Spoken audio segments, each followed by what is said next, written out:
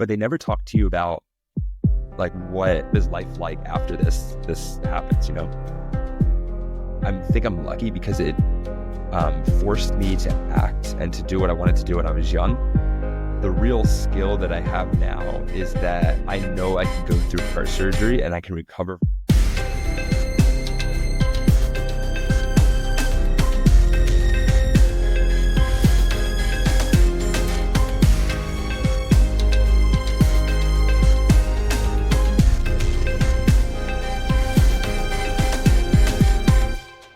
This is The 1% Heart, a podcast about the millions of people living with congenital heart defects. In this episode, we're going to discuss exercise and congenital heart defects. Today's guest is Bob Smith, a climber and English teacher with a mechanical aortic valve and ascending aorta. You can learn more about Bob by visiting his website, myaorticadventure.blogspot.com, or following him on Instagram at aortic_adventure. Before we get started, here is my quick disclaimer. Nothing said here constitutes medical advice. These are our own opinions and stories. Always follow your doctor's recommendation when it comes to your own exercise limitations. And I also want to include a trigger warning as we're going to discuss surgeries, medical-related trauma, and other issues. Listener discretion is always advised. With that out of the way, Bob, thank you for taking the time to join me here today. I've been really interested in connecting with you for quite a while now. Good. Yeah, it's good to meet with you finally. So I'm excited to talk about your journey. This episode's format's going to be a lot less leading questions and a lot more hearing about your path and why you've decided to start your blog, start your Instagram, and what you're doing now. Then I do want to talk about all the mountains you've climbed, literally and figuratively. Yeah. And yeah, I guess just to start with the like how I got there story, like I was born with aortic stenosis, and basically we knew it at birth that I had to have a surgery eventually. And I was born in 1988, and I had a great cardiac team that worked with me. And we actually had to do an angioplasty when I was just a few days old to kind of open up the aortic valve to allow some blood flow out of my heart. And that was pretty much it until 2016. I had restrictions my whole life, but 2016, I had to have the open heart surgery to replace the aortic valve with an onyx valve. And yeah, since then, I've kind of gotten back to like full activity, and actually a little bit, even I would say a bit more active today than I was even before surgery, which is the thing I'm really excited to chat with you about today. So you said an onyx valve. For those of us like me that don't know, can you tell us what that means? Yeah, Onyx is actually the company that makes the valve. So like the standard for a long time, I think, was the St. Jude valve. And actually the really cool thing about like the heart community is right before I had surgery, I actually met my first person that I ever met that had heart surgery, like maybe 1 week before I had surgery. And he told me about this. Or no, 1 week before my appointment with my cardiac surgeon. And he told me about the Onyx valve. And I was just like, oh yeah, this sounds perfect. It's basically really similar to the St. Jude, but required a lower INR value for warfarin they have to take. Yeah. I heard it was a little bit quieter too. And, so it was just, this is the type of valve. So you got someone else's review and it led you to get us for the other valve. Exactly. Yeah. That's pretty great. I'd never met a person in my life who had heart surgery until seriously, it was about a week before I went and saw my cardiac surgeon. And we talked for a couple of minutes, and he just told me what his experience was, which was really cool. It's amazing how common it is for people with congenital heart defects. Like, you had your first surgery almost right after birth. But it's amazing how common it is for people like you and me to not meet others with similar conditions until we're in adulthood. And even then it's by chance. Right. I was listening to your podcast today with the woman who you spoke with first, I believe, and she was just saying like that, yeah, or you guys were talking about that same thing about like building a community of people around that like, don't have access to like other people that have gone through this, Which is when I was looking at your blog and I saw all the commenters that were like anonymous or unknown asking you questions and you're there replying, that is the kind of community we need. Yeah. Because that's what we're almost lacking here is the patient voice. And that's a big part of what I'm trying to do with this is just getting the information put together and put out there in a way that someone can sit down, listen, go, oh, okay, I know what to expect now. That's all that matters is knowing what you're getting into. I think one of the big things for me too was like, I was not even 100% sure that people like survived heart surgery. I didn't know that. I didn't know, I'd never met anybody. So I was like, oh no, I wasn't planning for this like long life. I was like, when I was young, I was like, oh, I don't know if I'm going to live much past this heart surgery. I'm not sure if anybody does. And of course the doctors tell you, they give you like the outlook on the surgery, like how things are going to go and what your numbers are and all that important information. But they never talk to you about like what is life like after this happens, you know? Yeah, they'll say a certain amount of people survive the surgery, but they don't tell you how many survive 6 months, 12 months, 18 months later. Right. I And remember if you can't find that data, it's terrifying. I wasn't even until like after I was like, after surgery, I didn't even think to ask, wait, like how long, what's my life expectancy now? And the guy and the doctor's just like, oh yeah, like you can live a full life now. And that was like that even was like a bit of an epiphany where I was like, oh, I was unaware. I didn't know. Yeah. And you had said something that I wanted to tie back to about full activity. You're back to full activity after the surgery, maybe even a little more. I actually spoke to someone last year who had congenital heart defect his entire life, had to have a heart transplant. And then afterwards, his exercise tolerance went through the roof. He was talking about the flights of stairs he could climb went from like 2 to 20 or something absurd like that. Yeah. So when you said you're back to full activity, do you feel, and it's been it's been 8 years since your replacement, but do you feel like back right after the replacement, was there a big difference, or were you getting back to a normal that you were missing? So it was interesting. Like I said, that most of my life, I didn't have very many restrictions. And even up until a couple of months before surgery, I knew that I had to have surgery, but my activity level was pretty high and I never had any symptoms. I could run and I could like swim as much as I want. And I was rock climbing all the time. But I kind of had this like idea in the back of my mind that at some point I'm going to have symptoms or something's going to happen. So it's kind of, I think you described it in one episode as like this ticking time bomb, like in your chest. And you're like, I don't know what is going to happen. I think it's fine. The doctor tells me I'm fine, but I kind of just had this like lagging thing in the back of my mind where I was like, oh, at some point I'll need surgery. But I never really had any issues. Like a flight of stairs is not, you know, I was just living a normal life. And then in 2015, I think it was, or maybe early 2016, I was like running with a backpack on and I was like going up to climb this, to like solo this thing in Boulder, Colorado. It's just something I'd done like a bunch of times. And I was just like running up. And as I was running, like I just couldn't catch my breath. And I was like, oh, this is like really weird, but maybe I'm out of shape a little bit. And I was like, I kept like running and I was like, no, like heart is like working really hard right now. And that was actually like in a couple months before surgery was the first time I ever felt any issue at all. Is that what led to the surgery, or was it just coincidental?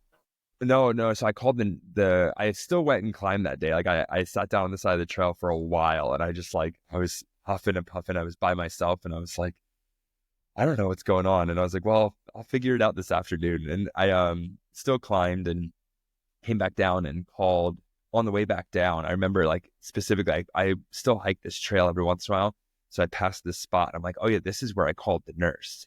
I called like my cardiologist and got on the phone right away with a nurse that works with him. And the nurse listened to my symptoms and was like, yeah, you need to come in for a cardiac, like just a regular checkup, like as soon as possible. So, cause she's like, oh, it could be anything. It could just be sick, or you could have any type of like infection or something. So just come in right away. And when I got there, that's when they kind of figured, or like we saw he was looking at the amount of pressure in my heart and he realized that pressure had more than doubled in a year. So that's when we decided it was time for surgery. And there was no direct cause. It was just with time, it was about that time for it to happen.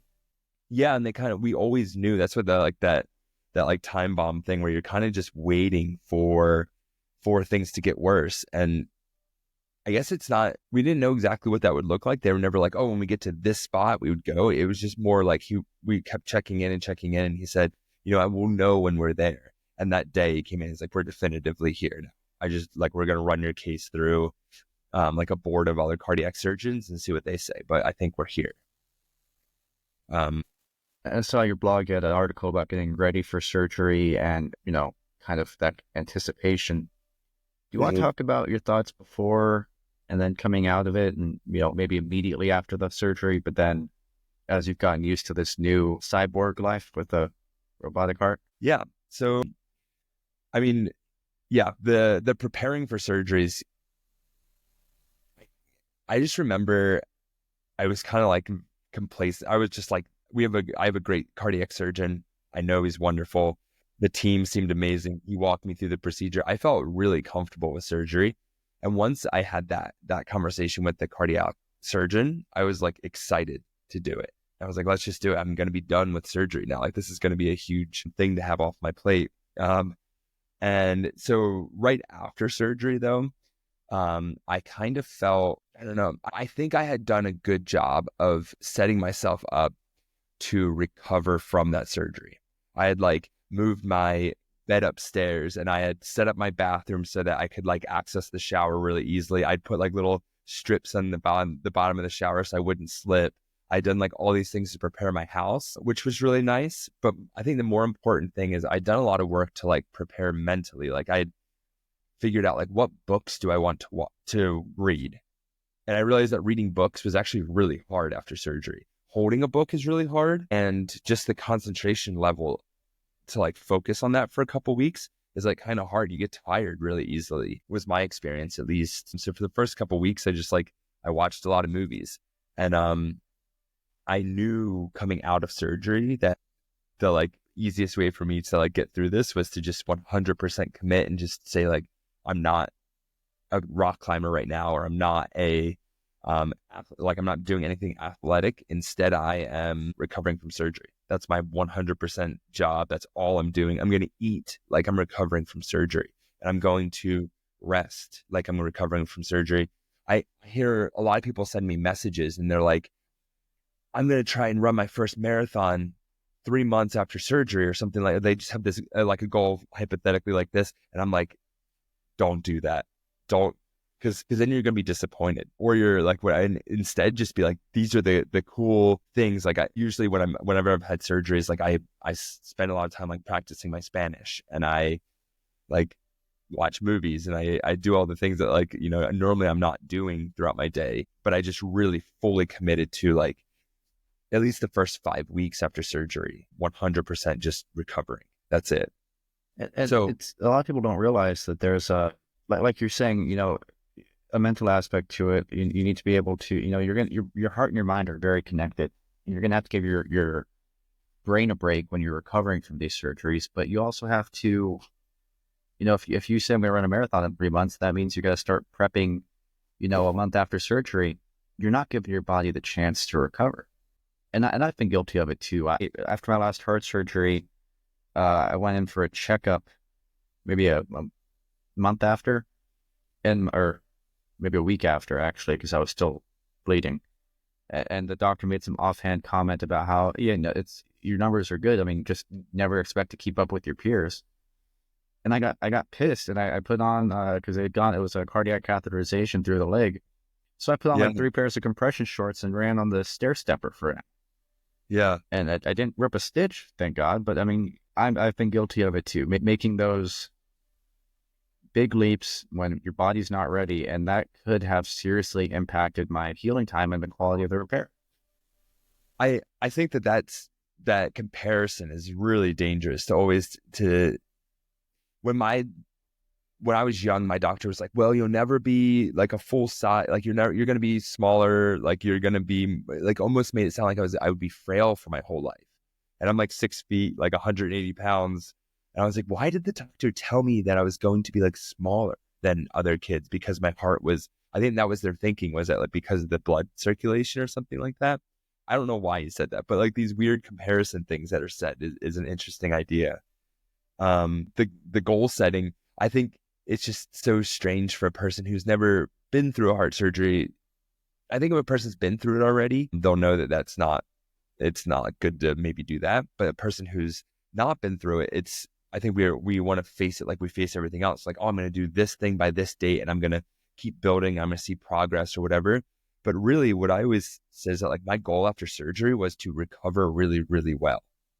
And like that meant that, and if you set a goal like that, like I'm going to listen to what my body is telling me to do. I'm going to sleep when I need to sleep. I'm going to read books as much as I can, but I'm not going to be like, oh, I'm going to read 3 books a week or whatever. Just be like, oh, I'm going to read until I get tired every day. I'm going to read until I'm done. And I'm going to like, I would say, it's funny. These goals I would set, I would like had this sidewalk out front of my house. So I would walk to the, like, till I was like, okay, I think I'm starting to get tired. And then I would come back and then I would go like sit down and take a nap. And then I'd wake up from the nap and like maybe a couple hours later, I think I was allowed to do like 3 or 4 of those walks a day. And those were my goals. I'd be like, well, I got to this part of the sidewalk yesterday and like, I think I feel fine. I'm going to go a little bit further, but not much. And then I'm going to come back again.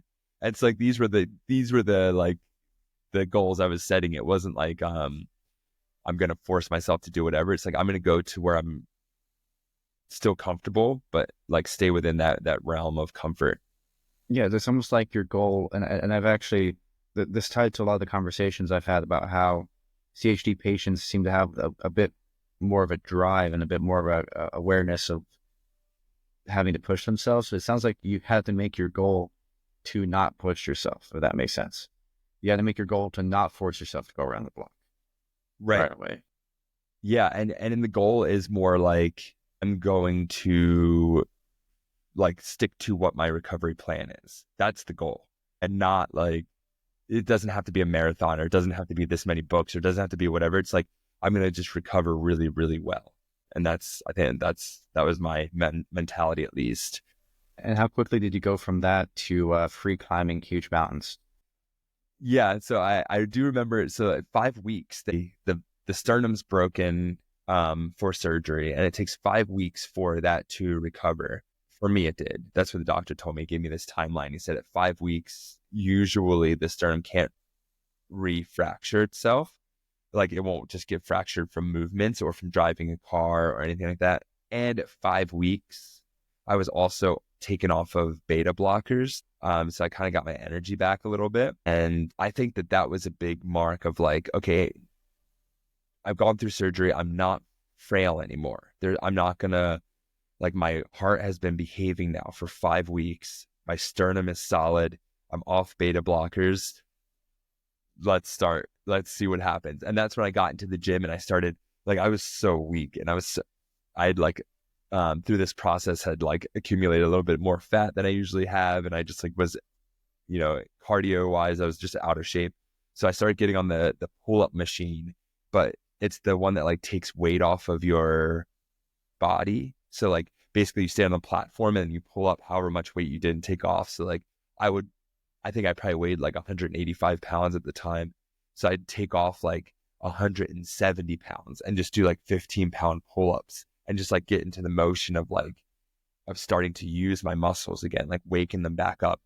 That range of motion must have been a little scary with the recency of, yeah. It was tough. And I remember having like a lot of pain in the outside of my pecs, basically. And maybe it was from not being used, or maybe it was from, I also kind of took on this posture for a couple months where I was like curled forward and I was like really stiff because I didn't want to even like move my shoulders back. So just like starting to do exercises that were opening my chest a little bit was like something really challenging. And that's why I took off so much weight and basically just like did such tiny baby steps as I was like waking back up kind of, or like getting my muscles back in order. I do wonder sometimes, I had heart surgery, open heart really young, and my chest is a bit concave. I do wonder, and I'm sure there's research out there I just haven't seen, the effect on your physiology. If you're in the gym often, if having open heart, if the muscles start to move differently, maybe that's what different areas were being activated or being used more when you did simple exercise. And I've always been curious as to how my physiology might be different, how my build might be different if I didn't have these massive surgeries during my formative years. Wow. Yeah. Yeah. Because if you even spent a couple of weeks or months like not using your muscles as like you were 16 when you had this, or were you younger? Open heart, I was 6 months. 6 months. Okay. Yeah. 16, wow. They went through the leg.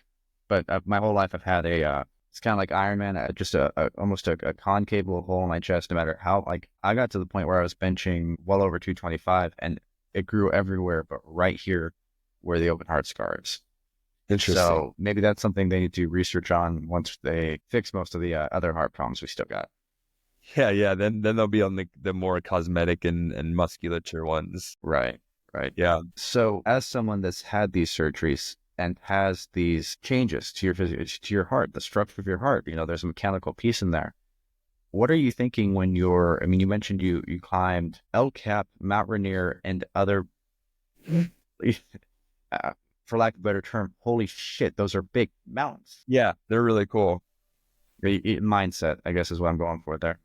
Yeah. So I guess before surgery, I had that same thought you had, that like ticking time bomb. Like, I wonder if I can squeeze so hard on it. Because like when you're rock climbing, sometimes you're just squeezing so hard that like you're screaming, and like you're trying to like lift your foot like above your head, and like just screaming and pulling as hard as you can. And I always had this thing in the back of my mind, like, I wonder if I can break my heart doing that. Like, I wonder if I can mess up whatever's going on and have an issue. After I had this surgery, I kind of was like, okay, I don't have that excuse anymore. Like, I know that it's good. The valve is replaced. I was having a big issue with regurgitation. So when my valve would close, it wasn't closing correctly, and it was a bicuspid valve. So like there was a huge amount of regurgitation. So I wasn't allowed to put too much pressure on my heart, to like, the doctor didn't want that regurgitation to just get worse and make my left ventricle get like Pressure. Yeah. So I think after surgery, my mentality changed a little bit, and I wasn't tired like I'd gotten tired a little bit before surgery and like was nervous running and stuff like that. But after I was fully recovered, I would say maybe after almost a year, it took a long time to fully recover. But once I was fully recovered, I was like, okay, I don't have any excuses anymore. Up until this point of my life, I could always have said, well, I can't do that because I have a heart condition. And then a year after surgery, I was like, I can't say that anymore. Like, there's the only reason that I have for not doing something is because I didn't prepare for it, or I wasn't good. I couldn't use the heart thing anymore. So then it became like an interesting, or just like an experiment to see like what I was capable of doing, like trying bigger and bigger things. So pushing the envelope now that you could. Mm-hmm. And I'd climbed a little bit, trying to think of the order of things, but I had climbed Half Dome in Yosemite Valley a few years before surgery. I think it was in like 2000, forget when it was, maybe 15.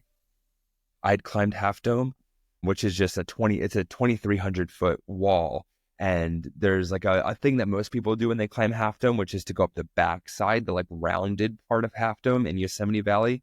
But I went up the northwest face of Half Dome, which is like this old school route that was put up in like the 60s or something like that. It's just like vertical, straight up. Vertical. And the cool thing and this was pre-surgery, but that climb had taken us 23 hours to do. And that's not a good time. That's not something to brag about at all. We'd started climbing at 4 a.m. one day, and we climbed straight through the night till about 3 a.m. the following day when we topped out. And I felt fine doing that. This was definitely before surgery. But I was like, that was my biggest adventure I'd ever had. And the really cool thing I learned there was just that like I could kind of push it. I could just see what, so that like kind of taught me that like I can do big walls. I can do like big adventures. And then after surgery, I like had that mentality already. Like, I know I can do big stuff. I know I can go on day-long adventures. I can survive these big things. And then I started kind of just like figuring out like what other kind of things I wanted to do. So yeah, I did climb El Cap in 19. I did that in 3 days with two friends of mine. And 3 days is like the pretty standard, like anybody who climbs El Cap probably does it in about 3 days. So it's like it's a 3,000 foot wall. So you climb the first 1,000 feet on day one, and then you sleep about 1,000 feet up. And then day 2, you climb another 1,000 feet. And then the end of day 3, we slept on the top of El Cap. And that was really good. That was like a big thing where I was like, okay, like one interesting question I had like during that, I was like, well, I wonder if I'm the first person to do this with a mechanical heart valve. And then I kept thinking like, well, what else could I do and be like the first? Because now I have this onto or qualifier where I'm like, I'm the first person. I'm not the first person to do something because I'm not like that good or that cool or whatever, but I could be the first person with a mechanical heart valve to do this thing. And so I started just playing with that, and like I went up El Cap, and then I have climbed a bunch of other like walls that are actually probably harder than what we did on El Cap, not because they're longer, but because the climbing is more challenging. And yeah, and I've also went to like the top of Mount Rainier. I've summited Mount Rainier outside of Washington, or outside of Seattle and Washington. I've summited that 3 times, and that's like a post-op or only post-op? I've done it once pre-op and twice after. And up until that time, like have you ever been to Seattle and seen it? It's been a long time. Yeah. Well, Mount Rainier is it's the biggest thing I've ever seen in my life. Because in Colorado, we have like 14,000 foot mountains, but they're on average, like they'll probably start at 10,000 feet and there'll be 4,000 feet of gain. Mount Rainier is actually 14,000 feet tall. Like you can see it from sea level. So it's just the biggest thing I'd ever seen. And my buddy and I had very little skill when we first did it. But we had a friend that was a mountain guide, and he kind of like walked us through it. I remember he like wrote on the back of a napkin, he like drew how to, the things we should worry about along the trail. The trail's already in place for Mount Rainier. Like you just basically walk along where everyone else has gone. But he like drew it on a napkin one night when we were sitting at a bar, and he's like, this is what you need to do. Like you need to go to this spot and like walk fast here, and then take off your rope here and walk this section, and then put your rope back on. And he like drew it all on a napkin. And I remember I had that napkin on me on Mount Rainier, and I'm like looking at the napkin, and then I'm like, oh, this is not, yeah. But so he definitely knew the path. He was a mountain guide. He had walked it like maybe 20 or 30 times that year, something like that. That year? Yeah. He summited, he has summited over 80 times. So that's what I'm saying. Like I'm not, compared to a lot of people, like the things I'm doing aren't like earth shattering things. It's just, I'm not a mountain guy. I'm a high school English teacher. So like going up there is like, you're definitely in this like other world with very athletic people, which is really cool. Now, it's interesting. You're a high school English teacher. Do you tell your students about, I've had a few English teachers. Some of them have been very loose in their course content. They didn't really teach books. They taught like how to think. And I've had others that just teach straight out of the book. Do you tell your students about your heart? Do you tell your students about your mountain climbing? How do you approach that kind of dynamic? Yep. I tell them all. I tell them all the time. I actually specifically like I don't like to talk about myself too much. I try to spend most of the time focused on the students and like talking about what they're up to. But when I do talk about myself or when I'm introducing myself, I usually say like one of the coolest things about me is that I've had a heart surgery, and I do tell them because you can hear my heart ticking in class if it's quiet enough. So maybe this is asking them to quiet down or like to be quieter. But I'll tell them like, hey, if you have wherever like really quiet, and if I ever have drank too much coffee that morning, then you all might hear my heart ticking as well. So like that's kind of like just the introduction that I do in class sometimes. I have spoken, I work at a school for career and technical education in Denver, and I have like some nursing students and some pre-med students as well. So like I'll go in to their classes sometimes, and I have like a little slide presentation that I just show them what my surgery was like. And I do have videos of my specific, like of the surgeon doing my valve. So I've shown that to like the nursing students and the pre-med students. But in general, like I just introduce it like I would any other part of a person's life, like where they're from and what's their hobbies or, you know, that type of stuff. So I kind of throw it into that type of introduction. And that's good. I mean, have you ever had a student that you know of that had a CHD that maybe that made them talk about it a bit more, made more comfortable? I haven't, but I would love, I do think that that's valuable. I think that I know when I was young, I didn't know what the life expectancy was of a person with a heart defect.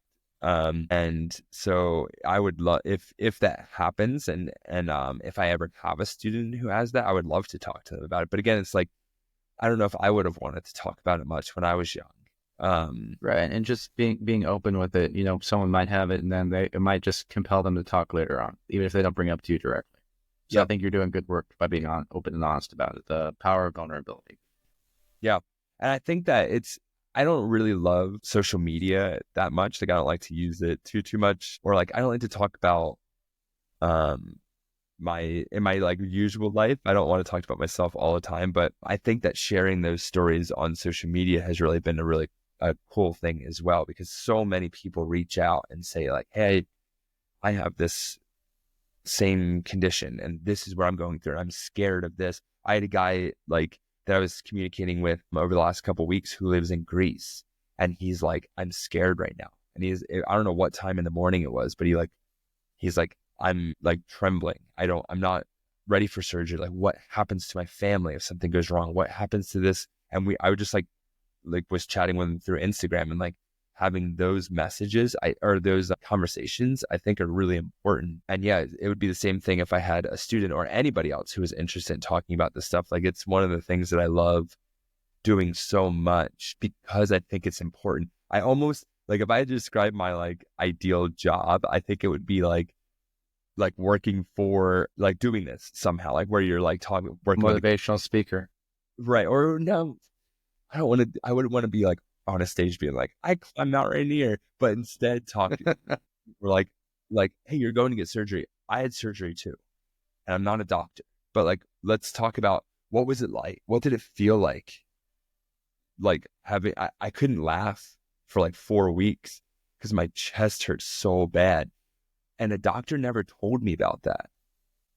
And it's not medical advice. And it's just like this thing that you just don't learn until you start laughing the first time. Or if you have to sneeze, you just learn to not sneeze after surgery. You're not. Because it hurts that bad? It hurts so bad. I would get to the point where I would be like, oh my gosh, I have to sneeze. I would be like blowing my nose or like rubbing my nose so hard to like try to get a sneeze not to happen, because I knew the repercussions of it. But like that type of stuff, like a doctor, they might, unless they've been through heart surgery, they don't know how. It's the stuff that they don't think to mention. Mm-hmm. Yeah. So I think that would be like a really cool thing to like have, or like to have somebody that can talk like, this is what post-op looks like, I have an episode that I recorded with 2 of the Adult Congenital Heart Association's peer mentors. And what their peer mentor program is people that have gone through it telling other people that are going through it now what to expect. You should really consider signing up. Put a sales pitch in here for it for anyone listening who has gone through this kind of event and wants to do exactly what you're talking about and give back by telling people what to expect and telling people the things that you wish they told you beforehand. That's a great way to do it. Yeah. And that's another thing. That's the whole reason I have the blog too. Like I write on the blog very inconsistently now, but I almost find like these themes of questions that I've been receiving. And then I'll be like, okay, like 4 people have asked me about this, so I'm going to write this thing really quickly. Or like when I do something like I lived in Colombia for a while, and I didn't know if you could get a blood draw down there. So I after I did, it took me like 3 days to get my first blood draw down there. But like doing those type of things is like, can you travel after you've had heart surgery? Like, don't you need to be near an American hospital where they can do these tests and whatever? Like all these questions, I was like, I don't know. And I went to Colombia and I was like, I'm going to figure this out because I don't know I can't ask anybody. Shouldn't you have figured it out before you went to Colombia? Well, I thought I could always fly back too. I thought it would just be expensive, but that's a good point. I was like, I can fail 100%. Like, I'm not going to have a cardiac issue down there. I just don't know if I can get a blood draw, and I don't know if they do blood draws or how the healthcare system works. But who do you ask? Like, I couldn't. I was like, my cardiac surgeon won't know that. Like, how do I get a blood draw in Colombia? And so I was just like, the only way to figure that answer out is to go. And so I've gotten blood draws now in Colombia and Mexico, and they're easy. They're so chill. Like, so many people are on warfarin and Coumadin or whatever it is, and they so many people need blood draws that I just had to learn the vocabulary for that in Spanish. And now it's easy to say it and ask for it. That's awesome. And you're exactly right. It's just, we all need people that have done it before to show us how to do it. And it takes me back to what you're saying about you're the first person with this condition to summit this. And maybe, yeah, well, unless maybe somebody can dispute that. I've got my dates, so I would love to know if somebody else has done it too. But now someone like you is going to be, you 5-10 years ago is going to be listening to this or reading your blog or looking on social media or talking to their friend, and they're gonna be like, "Oh, I really want to hike that mountain, but I don't, or climb that mountain, but I don't know if I can with my heart." Here's something you got to check out. Someone's done it, and it's that breaking that kind of mental barrier for someone else. And I think that the interesting thing too is like Mount Rainier's not, that's not the like the epitome of mountaineering or whatever like that. But I guess the question is like, can you go to altitude? What happens if you go to altitude? Another thing, like when you walk up a big mountain like that, you have a lot of like sharp, pointy things. And on your boots, you have like metal spikes attached to them.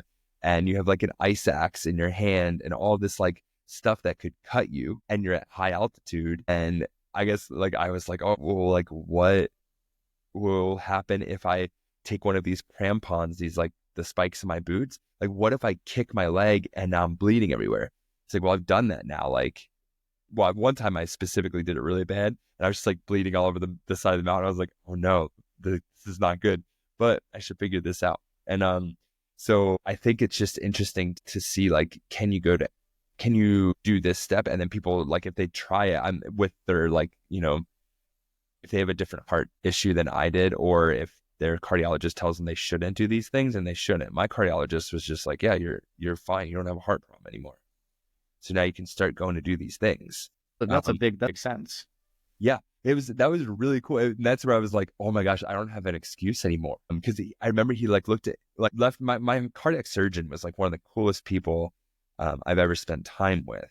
And we spent like a couple hours together before surgery, which was, I've never heard of a doctor just like letting you into their office for like, we sat down and we just talked for an hour. Just like, he's like, yeah, you got a bunch of questions. Here's like what I'll be implanting. And he like gave me all this information. And then after that, he said like when I was in the hospital, he's like, yeah, like we don't need to hang out anymore. Like you don't have a heart problem anymore. He's like, but you can always use me as a resource. He was actually in this little, like the heart valve company that makes the valve. They like came out and filmed me rock climbing one day. And they went and saw him too. And they got like little B-roll, like of him talking about the condition and stuff. So like, he was a really cool guy, but he's just like, yeah, you don't need a cardiac surgeon anymore. You're done with this. And I was like, that's interesting. Yeah. That's great. Well, and I think that ties in perfectly. You know, we're coming up on time here, but something I always want to end with and ask all my guests is, with everything that's happened now, with this adventure you go on, what does CHD mean to you now? Not the technical definition, not the malformations and the structure of the heart. Given all that you've personally seen and accomplished, what does CHD mean to you? Yeah. I like know what I think about it so much because I think about it a lot of my life. When I was young, I thought I had a limited amount of time. So I moved to Colorado and I learned to rock climb and I kayaked and I just did a lot of stuff. Like I was like, I think I might have a limited amount of time and I think my life might be shorter. So I can't be like, I'm going to move to Colorado in 10 years or I'm going to move there in 15 years because I don't know that, like 10 or 15 years. I didn't think at the time, and this was a misconception, I just didn't know. I didn't think that was guaranteed. So the thing that like congenital heart disease means to me is like, I think I'm lucky at this point with everything like taken care of. I think I'm lucky because it forced me to act and to do what I wanted to do when I was young.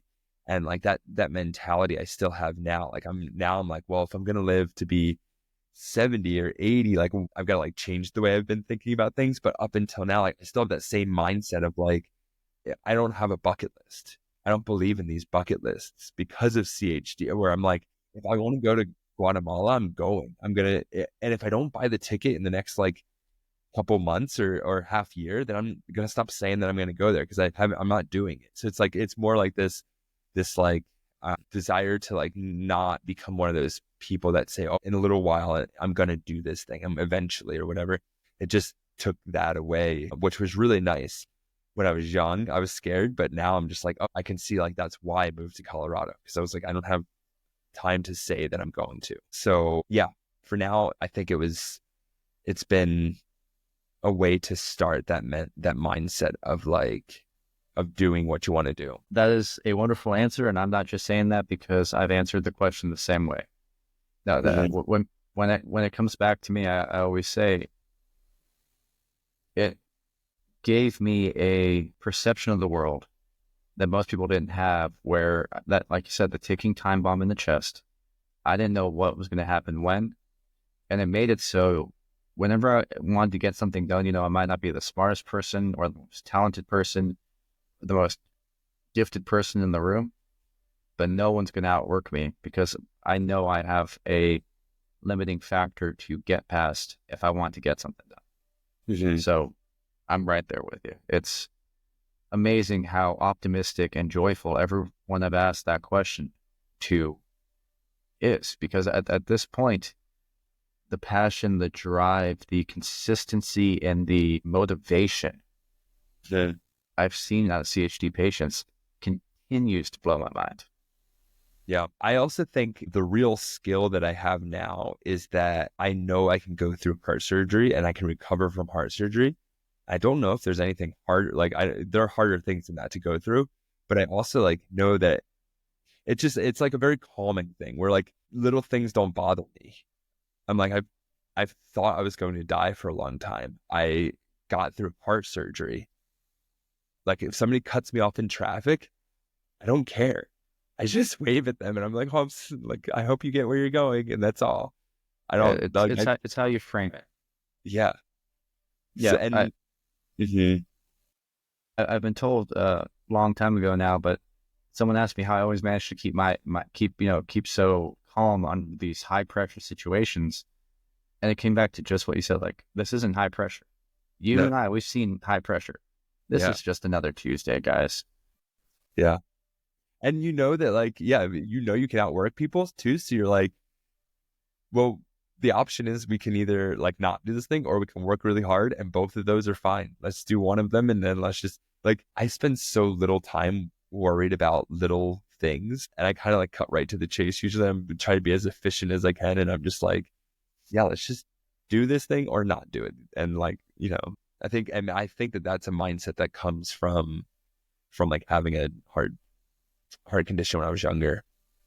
You do the thing or not do it. I think there's nothing that's going to be more difficult to end on, but thank you for taking the time to talk to me today. I do think this is going to help people. That was Bob Smith of My Aortic Adventure. You can learn more about Bob by visiting his website, myaorticadventure.blogspot.com, or you can follow him on Instagram at aortic_adventure. As always, if you have questions or comments on this episode, you can reach out through our website. You can email support@1percentheart.com, or you can message us on Instagram at the CHD Podcast. Talk to you soon.